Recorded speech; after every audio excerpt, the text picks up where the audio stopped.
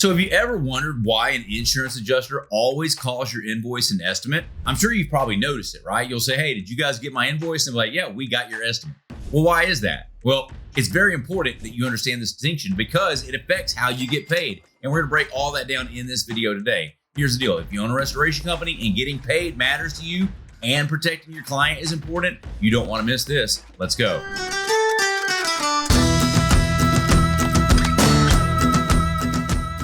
All right, guys, so here's one of the things that I want you to know. There is a difference between an invoice and an estimate, and we're gonna cover that in this video, all right? And then we're also gonna be talking about why do they call the invoice an estimate and how does that affect you getting paid? Not only that, what can you do to get paid once they try to short pay you? And these are things that I learned by running my own outfit, okay? And I'm just gonna share the stories with you in this video. So not only am I gonna help you get paid, I'm gonna help you protect your customer along the way. And if you haven't already, guys, do me a favor. Hit the like and subscribe button if you haven't, and drop a comment down below. Let me know where you guys are tuning in from. Let's hop in. What's up, folks? So in this video, we're gonna talk about the fact and explain why insurance adjusters can't say the word invoice. Why do they always call your invoice an estimate? That's what we're going to unpack in this video. And I'm going to give you a little hint. It's not a vocabulary issue. It's a control issue. Okay. So if you own a restoration company and you're curious why they can't call your invoice an invoice, this video is going to be for you. All right. So here's the first thing that I'm going to share with you. They don't call it an invoice because what does an invoice mean? An invoice means that typically the work is done, the amount is final and due, and it's not negotiable. That's what an invoice is. So let's flip that on its head and let's say, why do they call it an estimate? Well, an estimate by default is what? An estimate is typically a piece of paper that proposes an amount. It proposes an amount for services rendered that are not yet done and is typically negotiable in nature. In other words, you don't owe for an estimate because the estimate is not chosen, the work is not performed, and is therefore, in turn, negotiable, okay? All of this seems to make pretty good sense, right? So boiling it down, an invoice, services rendered, not negotiable. An estimate, work ain't been done, we ain't got to pay for it. And so that's the primary reason why they call it an invoice, an estimate. And I'm also going to unpack with you what you can do to get paid. So don't worry about that, okay? But I want to get clear on why they can't say the I word, okay? It's like it's beyond their vocabulary. And is it just me? Like, if you find this to be true as well, write the word invoice down in the comments. I'm kind of curious if it's just me, or do you always find the adjusters and the insurance carriers always calling your invoice an estimate? If that's the case, drop a comment, invoice down below. So now we know why they can't say the word invoice, because that's what they're going to owe you, right? In turn, they call it an estimate. What do you need to do to get paid? Let's just boil this back down. Let's say that you've got a $10,000 invoice, okay, aka an estimate. I want to ask you a question, and you can drop a comment down here and give me a guess. If you have a $10,000 invoice, what do you think they want to pay on that $10,000 invoice? Just hypothetically, in some make-believe world where you turn in a $10,000 invoice, what amount of money do you think they're going to come back to you as an offer to pay that thing? Is it going to be $8,000, $6,000, $2,000, or $5,000? What I found to be true that when it comes to invoices, they either do one of two things. They pay them in full or they cut them in half. That's simply what happens, okay? So you turn in a $10,000 invoice, you're going to get a $5,000 offer, typically, all right? Here's what I want to be able to tell you. Number one, you guys should be taking a deposit from your customer, a deposit, and the deposit should be approximately 20% of the value of the job. That's a fair amount. So let's just say that you do take a deposit of 20% of a $10,000 job. You collect $2,000. The insurance carrier sends you $5,000, okay? Now, well, excuse me. Let's roll that back. Insurance carrier is going to agree to pay $5,000. They don't know you've collected $2,000.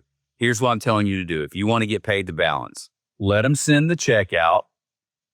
See if they'll send it to you directly. Remind them that you have a work authorization that contains a direction of payment.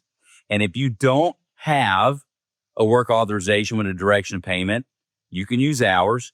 Go to restorationcontracts.com. We give you guys $5,000 worth of contracts for under $50. Okay. Go to restorationcontracts.com and you can get all of our paperwork. Okay. And in that work authorization, it has the language that includes a direction of payment. Okay. And so what you would do is you say, okay, you want to give us $5,000.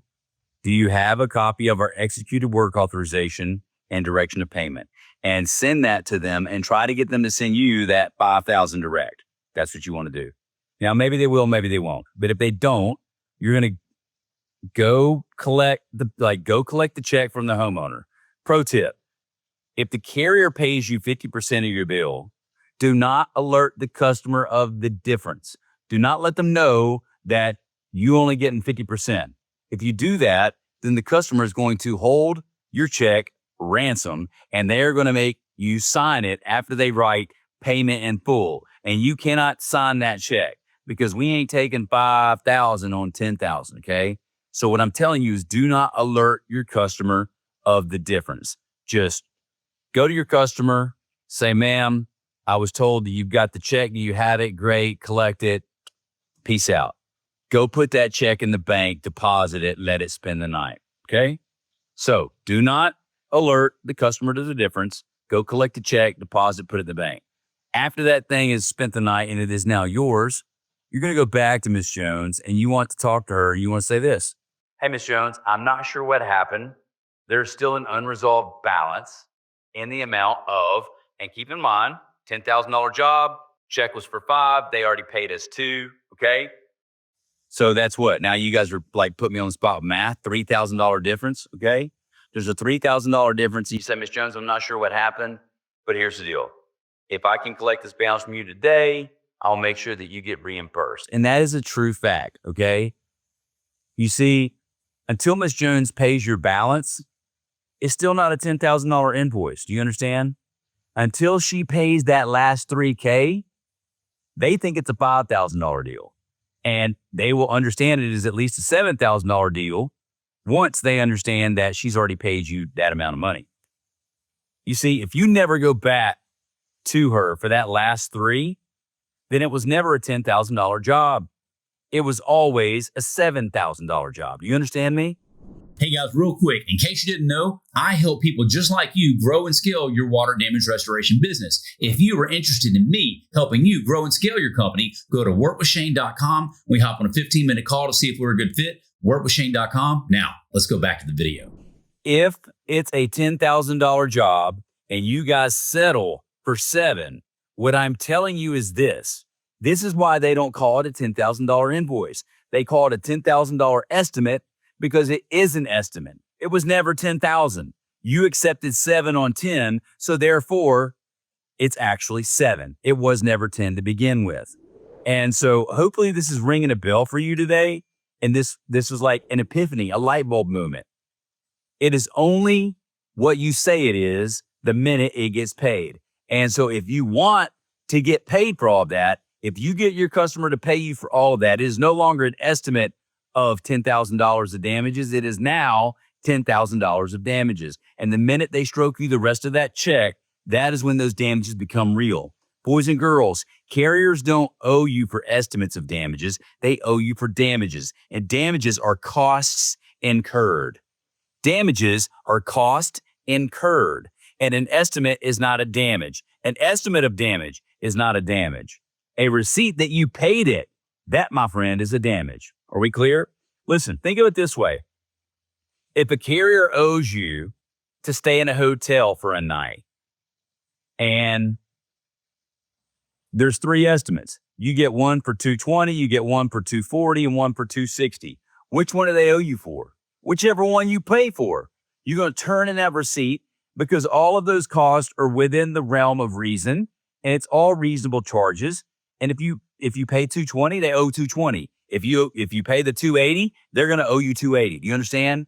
Whatever costs are incurred, that is what they owe. So if you want to get paid for your invoice or for your estimate, collect the balance from the customer. And that, my friend, is what they owe. And here's what you can also say to your customer. You can tell them Shane O'Dazier said, Ma'am, I've never had anybody not get repaid. Once you pay this, I'm not sure what the problem was, but the minute you pay this, they legally owe you this because per the terms of the policy, they owe you to indemnify you against the damages. And 10,000 is what it was. 10,000 is what it is. Once you pay it, that's what they owe you. And don't worry, ma'am. If you pay this today, I promise you I will work with you and you will be reimbursed. I promise you will get reimbursed. And guys, in the unlikely event that they give that person flack, here's what you're going to do. You're going to empower Miss Jones, your client, and you're going to show her how she could quickly file a complaint with the Department of Insurance of Colorado, of Tennessee, of Florida, of California, whatever state you're in. If they do not indemnify her against the damages that they incurred for the covered loss, then they can go file a complaint with the Department of Insurance. And I'm telling you guys, this is a real department. Somebody there actually draws a salary that is essentially a watchdog against insurance companies, and they love to go after these guys. As a matter of fact, you should look up the Department of Insurance, the number for your state. You should go call them, introduce yourself, and just say, hey, my name is Eric, and I'm with Acme Restoration, and I just want to learn a little more about you, what you guys do. I've heard that we've had that you can have customers, if they don't get paid, like how do you guys help empower customers against carriers doing unscrupulous, shady things? And you can have a conversation with that person and they will tell exactly who they are, what they do, and how you guys can work together. You should do this. I would invite you to do this, okay? And so, number one, you can help your customer file a complaint with the Department of Insurance. And the customer won't even have to do that. All the customer's got to do is growl and show teeth and ask that same question. Excuse me, are you telling me that you are not going to indemnify me? You are not going to pay me for the damages, the cost incurred for this mitigation? Is that what you're telling me? Yes or no? You're not. So you're telling me you're cool with me going to file a complaint with the Department of Insurance with the state of Tennessee? Is that what you're telling me? And that's the question you're going to ask them. And so that's option number one. And they're not going to have to file a complaint. I've never had one have to file a complaint. It is typically the angry customer growling, showing teeth with proof that they paid the bill is enough to get the ball rolling, okay? Now, option number two, because you can work with a moron, okay, that's a carrier, but you do have an additional option, which is this. Typically, if this is what's happened, this person has not yet invoked the right for a public adjuster.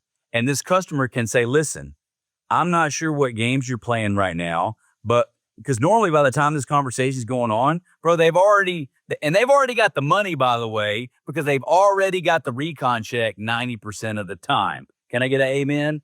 You can't tell me this customer ain't got the money because a lot of times you and I are waiting to get paid after 30, 40 days. And that recon check is stroked in many cases within 12 to 20 days. Okay. So the customer is flush with cash. Okay. And so they have the money. You go collect that recon money, put that recon check in the bank, and you let them sort that out on the recon side, baby. Okay. So number one, threaten to file the complaint. Number two, make sure you get the money from the recon. All right. And you can tell the customer that. And then number three, lastly, you can just say, hey, I think I need more, because just because the customer accepts a check from the adjuster does not mean they cannot file a supplement. That does not mean they still cannot call a public adjuster and try to get more. And I'm telling you, if the customer is getting flat from the adjuster, then you need to go back to the adjuster and say this. Listen, here's the deal. I've got a $10,000 MIT, a $23,000 recon. That's $33,000 altogether. Right now, I'm at 30. I need you to stroke another 3 to put this thing to bed. And if you don't, maybe I should go to a public adjuster and let them see if they can find me an extra $3,000. And I'm telling you guys, the threat of this will get them to break out the checkbook. Okay? Hopefully this is helpful for you guys. I've done it at my own house. I've done it on my own claims. I help my clients do it. And I'm helping you learn to do this now. And you're not a client, you're just watching this. So I'm trying to give you value for free today, okay? So as we bring this in for a landing, hopefully now you know why they can't call an invoice an invoice. They have to call it an estimate because they think that it's negotiable. And once you know that they think it's negotiable, all you have to do is to get paid for that because they don't owe for estimates, they owe for damages. And estimates are not damages. The damages become real once the costs are incurred. So you need to collect from the customer. Once you do collect from the customer, you can empower your customer to get reimbursed by telling them and explaining to them that they can go file a complaint with the Department of Insurance, number one, or number two, ask the carrier or the adjuster if they just, are they going to collect this $3,000 from you to make this thing right? Or do we need to go file something with the public adjuster? And that's what you got to do, ladies and gentlemen. Hope you find this helpful. More tips and tricks. Let me know if you got any questions. We'll see you in the next one.